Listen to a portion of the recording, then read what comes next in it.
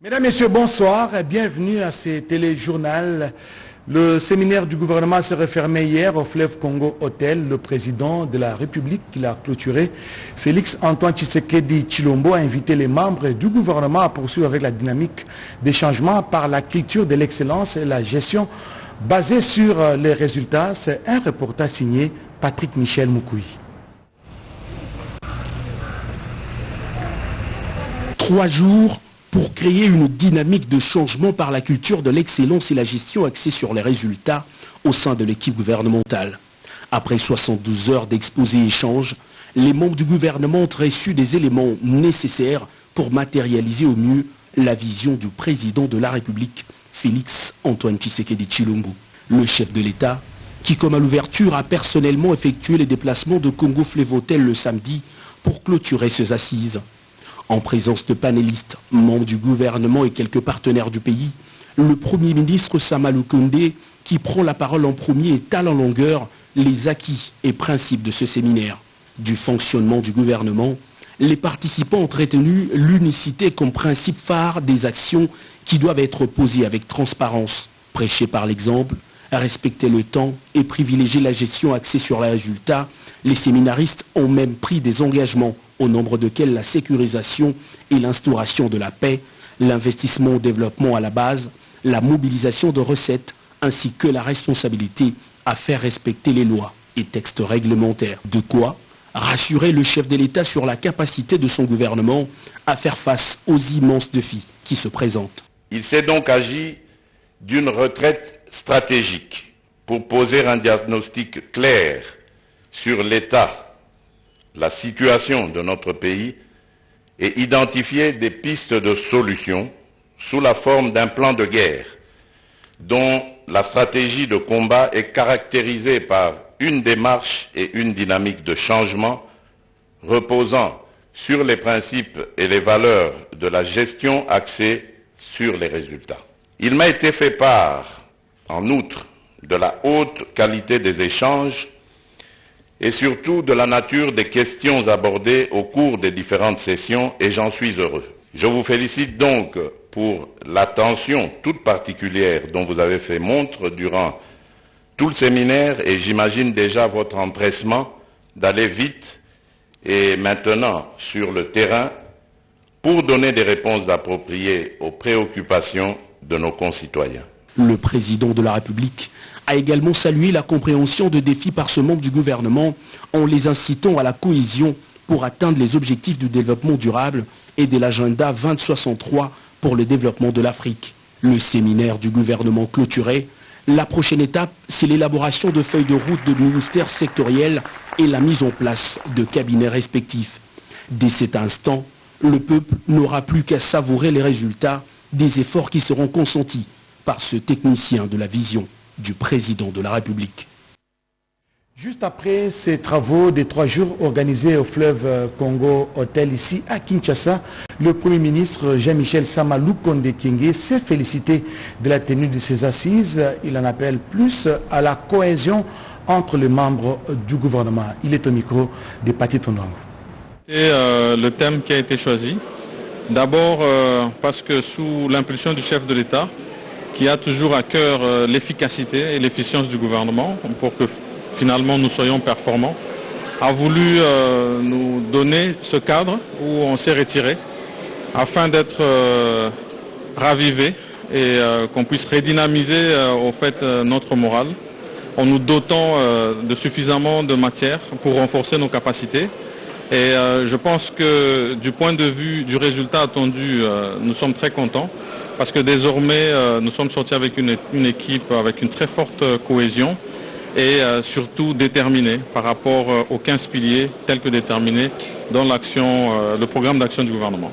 Le chef de l'État avait déjà annoncé lors de notre premier conseil de ministres que nous aurions une évaluation semestrielle et qu'à l'issue de cette évaluation-là, il y aurait bien sûr des conséquences à tirer. Donc chaque membre du gouvernement est à pied d'œuvre en tenant compte de ce timing. Désormais, nous pourrons doter les membres du gouvernement de feuilles de route assorties justement d'un programme de performance, et ça va permettre de suivre l'action dans chaque secteur et pour chaque membre du gouvernement. Ce que je peux dire, c'est que notre programme a résumé ce que nous voulons pour la population. Nous voulons un État fort, nous voulons un État prospère, nous voulons un État solidaire. Et lorsque je prends le dernier mot, qui est la solidarité, c'est parce que nous voulons apporter le social attendu par cette population. Mais nous pensons aussi que cela n'est pas possible tant qu'on n'a pas réalisé ces défis de paix et de sécurité. Mais tout ceci doit être enrobé de bonne gouvernance et c'est justement toutes les thématiques au travers desquelles nous sommes passés au travers ce séminaire. Des propos recueillis par Blaise Bokokia Sanza. La situation des droits de l'homme en République démocratique du Congo, les fonctionnements de la minière de Bakwanga, Miba, ainsi que d'autres sujets ont été débattus hier avec le vice-premier président du Sénat qui a reçu par la suite l'ambassadeur des Pays-Bas, condensé Sandra Nyangitab. Au Sénat, le premier vice-président a déployé d'intenses activités ce week-end. Eddy Mondela a reçu plusieurs personnalités en audience. L'ambassadeur du Royaume des Pays-Bas est le premier à échanger avec Eddy Mondela. Les deux personnalités ont évoqué les questions de coopération parlementaire entre leurs pays respectifs. Le président de la Commission nationale de droits de l'homme, Mwamba Mushinkonke, a pour sa part présenté la situation de droits de l'homme en République démocratique du Congo. Un tour d'horizon qui permet de garder l'œil vigilant sur le comportement des responsables en province, surtout là où l'état de siège est en cours. En toutes circonstances, le respect des droits de l'homme devrait être la règle. L'administrateur directeur général de la minière de Bakwanga a clôturé la série d'audiences accordées par le premier vice-président du Sénat ce week-end. La santé de la Miba, ses difficultés, ses opportunités, mais aussi ses défis de relance étaient au centre de leur entretien. Quittons Kinshasa pour la province du Congo central. Une nouvelle université va bientôt sortir des terres. Le gouverneur du Congo central, Atou Matubwana Kuluki, a posé la première pierre de construction de cet établissement universitaire privé. Les détails dans ce reportage.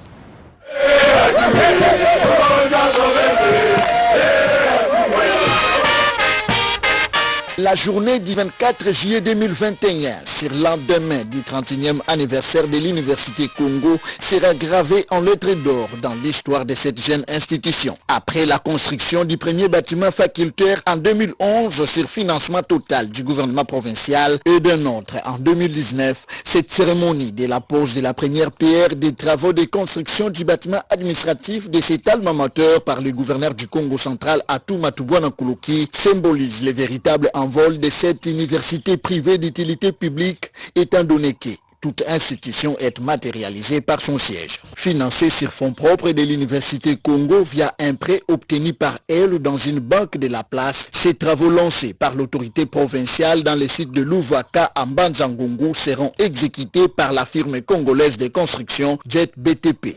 Le chef de l'exécutif provincial a salué la vision du chef de l'État, Félix Antoine Tshisekedi Tshilombo, qui a placé l'éducation parmi ses priorités. Atou Matubwana Kuluki a en outre fait part à l'assistance de l'attention particulière de la province à cette institution universitaire qui, pour le numéro 1 du Congo central, est la poule aux yeux d'or de la communauté Congo. La finalité d'une université, c'est la formation des cerveaux. La province elle-même déjà consomme les produits de cette université. Restons dans les secteurs de l'enseignement supérieur et universitaire. L'école de santé publique de l'université de Lubumbashi a réfléchi sur l'organisation des enseignements en master, en PhD, l'équivalent du doctorat. Quels curricula à suivre ont été associés à cette réflexion, les responsables du monde scientifique et ceux de l'administration publique?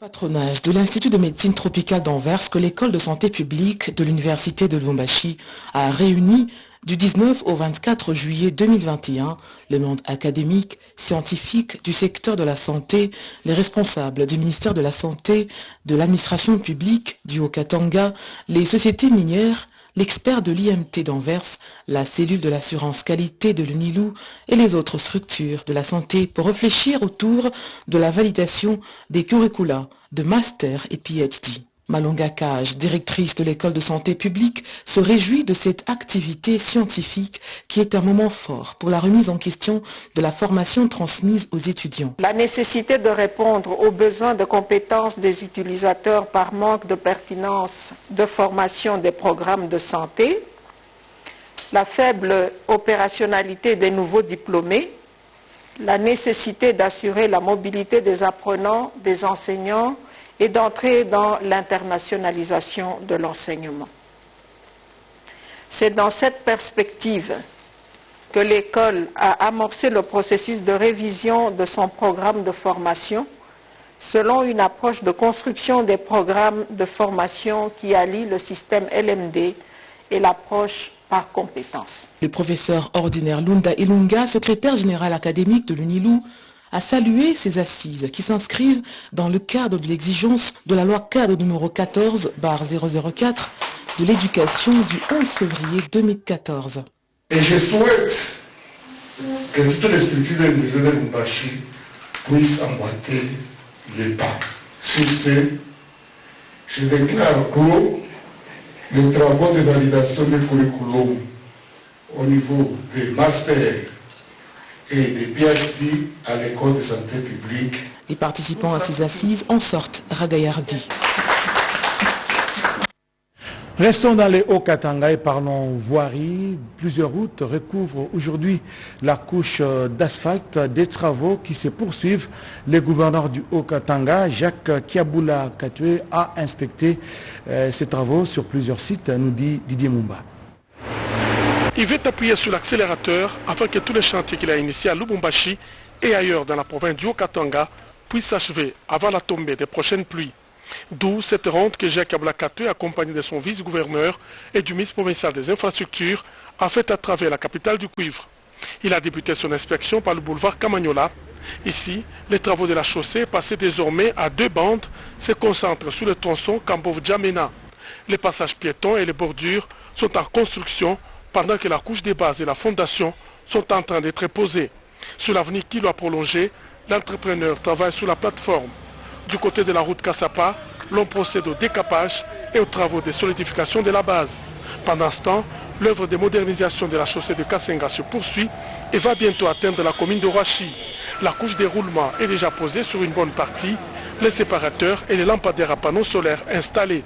Jacques Kiaboula a bouclé sa tournée par l'avenue Sendoué qu'il a inspecté de bout en bout et où les travaux évoluent sans désemparer. Vous savez très bien que la saison des pluies va commencer d'ici peu. Alors nous sommes en train de mettre un peu de pression sur les constructeurs de routes. Nous devons travailler à tout prix pendant cette période.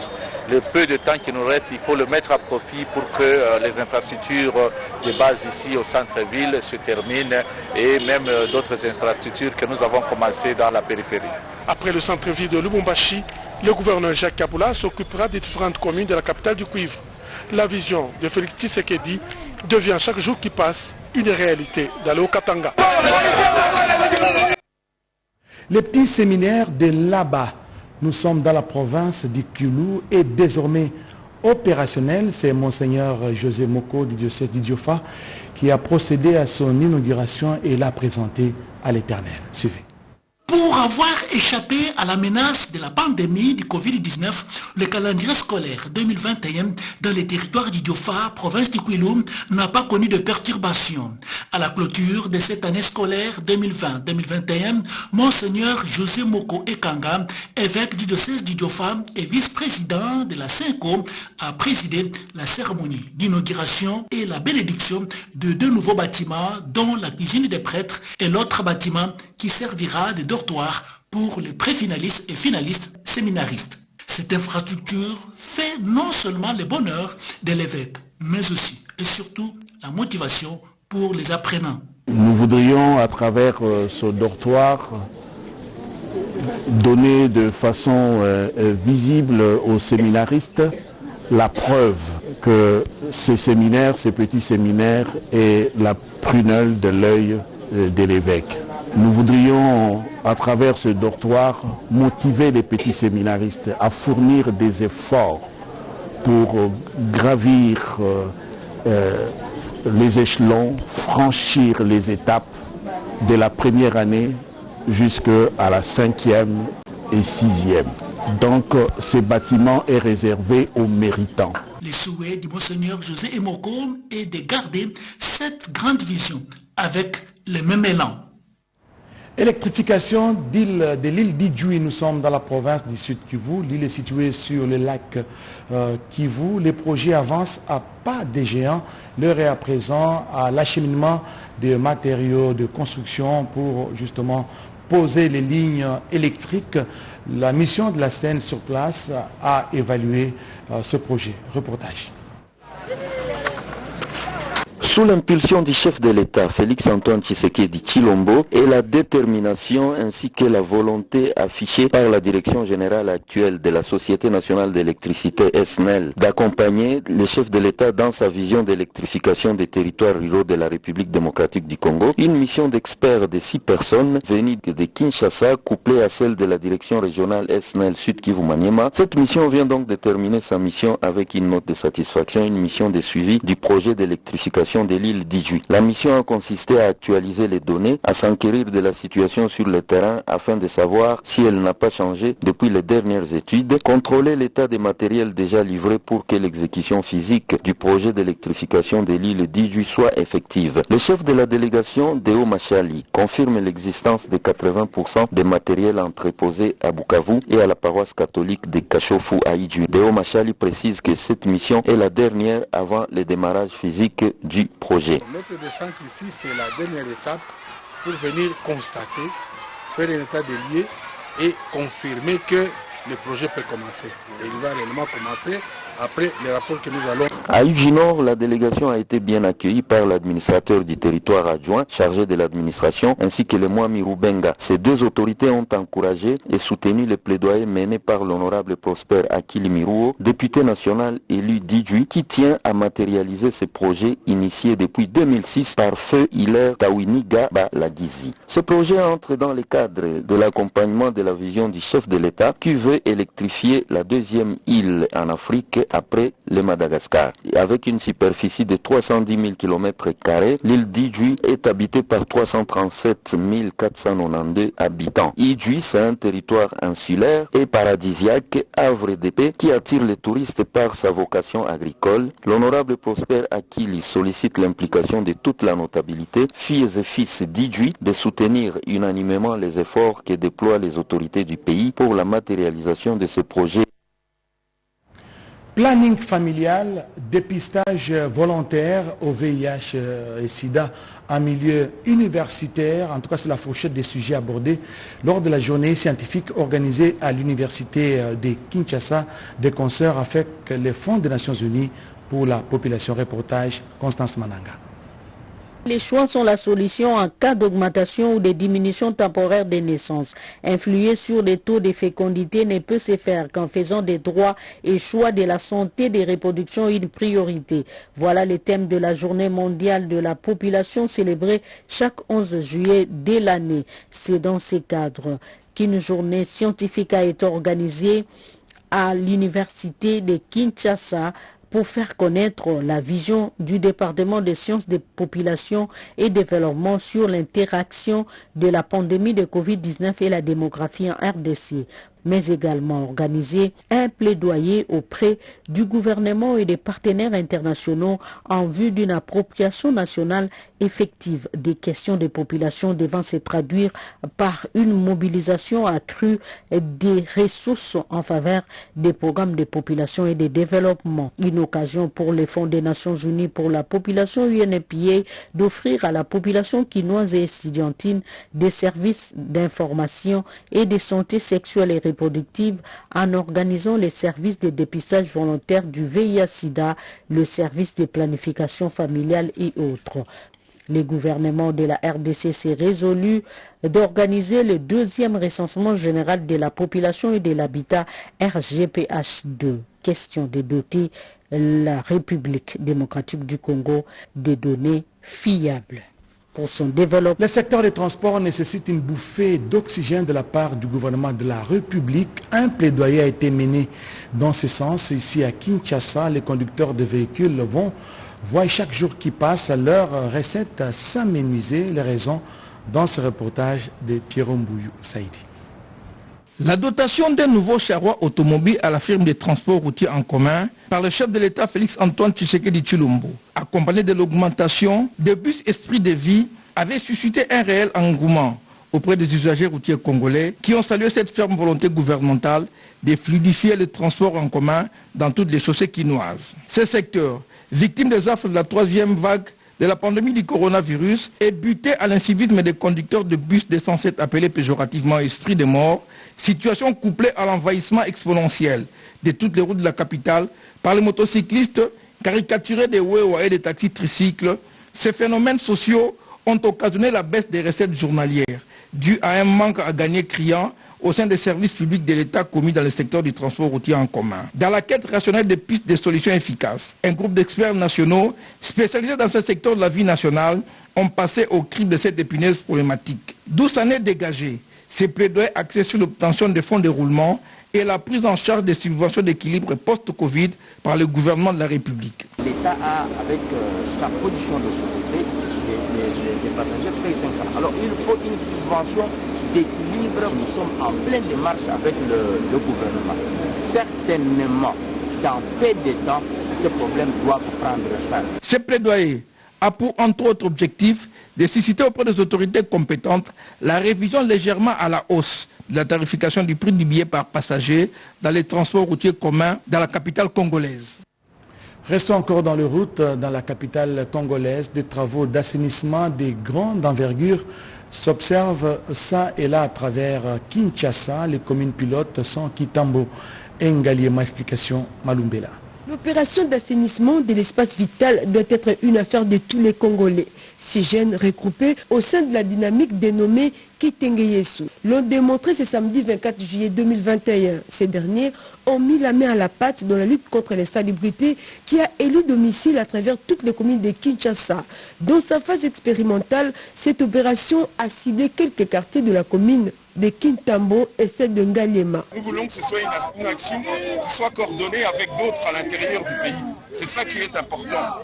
Pas donner l'exemple, mais montrer ce qu'on sait faire. Ainsi, les autres, nos compatriotes, pourront faire autant pour relever notre grand et beau pays. Parce qu'après tout, nous sommes des patriotes. C'est l'amour de la patrie qui nous fait faire ce genre d'acte. Pour le président de la dynamique Kitengeyesu, cette initiative va s'étendre dans toutes les communes de Kinshasa et vise à sensibiliser la population à garder l'environnement propre pour que l'homme soit à l'abri de toutes sortes de maladies. Et puis cette mise au point de la Société congolaise des postes et télécommunications de la RDC SCTP à la suite des rumeurs infondées circulant dans les réseaux sociaux quant à la gestion des centraux de communication de l'opérateur public par des pays voisins. La Société congolaise des postes et télécommunications SCTP refute ces allégations mensongères utilisées par les ennemis de son développement pour saper les efforts de relance de ses activités. Ces affirmations dénotent d'une méconnaissance primaire du fonctionnement technique d'Internet et des bases élémentaires de l'informatique de la part de leurs auteurs. Ayant déjà répondu en son temps à cet enregistrement audio malveillant, la SCPT rappelle à titre d'information que l'Internet est un réseau décentralisé, ce qui implique qu'il ne dépend pas d'un serveur central pour assurer la circulation des données. Aucun serveur situé dans un pays voisin ne gère les communications de la République démocratique du Congo. La SCPT connecte la RDC à Internet par le point d'atterrage de Mwanda, la liaison fluviale Kinshasa-Brazzaville pour la redondance vers l'Europe, la sortie internationale de Kasumbalesa vers l'Afrique du Sud. La SCPT est résolument engagée dans son plan de stabilisation, de fiabilisation et de développement de ses produits et services pour réduire la fracture numérique et garantir la connectivité optimale de la République démocratique du Congo, notamment par l'extension en cours de son réseau de fibres optiques et la modernisation de ses équipements. Ainsi, ces messages portent la signature de la cellule de communication de la Société congolaise des postes et télécommunications. Passation de marché public en République démocratique du Congo. Plusieurs séminaristes ont été outillés sur les lois en vigueur en RDC pour une meilleure surveillance et un meilleur suivi des projets exécutés par les gouvernements. Malumbela. Cette formation est l'une de la série prévue dans l'agenda de l'autorité de régulation de marchés publics. Question d'inculquer cette fois-ci les cadres provinciaux du cadre national de concertation de la société civile de la RDC des connaissances pertinentes sur les lois et décrets qui régissent le marché public en RDC. Au programme, des thématiques bien ciblées pour une bonne maîtrise des procédures d'appel d'offres nationales et internationales. À l'issue de ces enseignements, les participants sont sortis renseignés et outillés pour assurer une surveillance citoyenne avisée sur les acquisitions et les projets exécutés par les structures étatiques au travers des marchés publics et partenariats publics-privés. Il était très difficile pour nous, en tant qu'ARMP, par rapport à notre budget, d'organiser ces formations sur le terrain. Voilà pourquoi nous avons profité de l'occasion de l'Assemblée générale du cadre de concertation nationale de société civile pour former ces acteurs de la province afin qu'ils soient réellement nos ambassadeurs et qu'ils puissent jouer leur rôle sur le terrain à leur retour dans leurs provinces respectives. Nous attendons beaucoup de la société civile pour un contrôle citoyen. La population de la Tchouapa va bénéficier d'un appui majeur, celui du contrôle citoyen. Puisque les 60% de l'exécution du budget de l'État passe par le marché public, la direction des formations et appui technique de l'autorité de régulation des marchés publics demeure disponible d'équiper tous les acteurs congolais pour une bonne canalisation des fonds du trésor public. Message de félicitations à la faveur des différentes nominations, vous l'avez suivi à la Banque centrale du Congo. Ce message émane de Georges Chilengi Mbouyi Chambouyi, député national honoraire, administrateur honoraire de la Banque Equity BCDC, administrateur de la Banque centrale du Congo. Excellence, Monsieur le Président de la République et chef de l'État, c'est avec mes hommages les plus déférents que j'ai l'insigne honneur de vous présenter mes sincères remerciements pour avoir jeté votre dévolu sur ma modeste personne en me nommant au poste d'administrateur de la Banque centrale du Congo. Je m'engage à ne ménager aucun effort pour être à la hauteur des responsabilités que vous venez de me confier en vue de contribuer de manière significative à la réalisation de la grande vision de développement que vous avez vous-même imprimée. Que Dieu le Tout-Puissant vous bénisse et bénisse également notre cher et beau pays, la République démocratique du Congo. Ces messages de remerciements portent la signature de Georges Chilengi Mbouyi Chambouyi, député national honoraire qui a été nommé administrateur à la Banque centrale du Congo. Mesdames et messieurs, avant de nous séparer, parlons politique dans cette édition d'information avec la redynamisation des activités au sein de l'UNC, Union pour la Nation congolaise, parti cher à Vital Kamerhe, qui s'arrange en ordre de bataille pour les élections à venir. Les consultations ont démarré dans différentes fédérations de Kinshasa. En vue de conquérir les pouvoirs à tous les niveaux aux échéances électorales prochaines, l'interfédéral adjoint de l'Union pour la Nation congolaise, UNC Moamba, Gabi Mabengi, a fait son cheval de bataille. Il vient d'entamer une série de consultations avec des fédéraux de l'UNC Moamba ce samedi, 24 juillet 2021. Aujourd'hui, j'ai commencé par la fédération de Kisenso et Limité Centre. Je chute avec la fédération de Matete. Un seul mot, un seul message. La redynamisation du parti qui implique l'implantation du parti. L'objectif, c'est les élections à venir, de donner des sièges à la députation nationale et puis au moins des sièges à la députation provinciale. Voilà, mesdames, messieurs, c'est par ce reportage des Rodés Pendant que nous bouclons ce journal réalisé par Fifi Bokeme. L'info revient sur la RTNC à 20h. Vous allez retrouver Sandra Nyangi Tabou pour la présentation de la grande édition du soir. Merci de nous avoir suivis. Au revoir.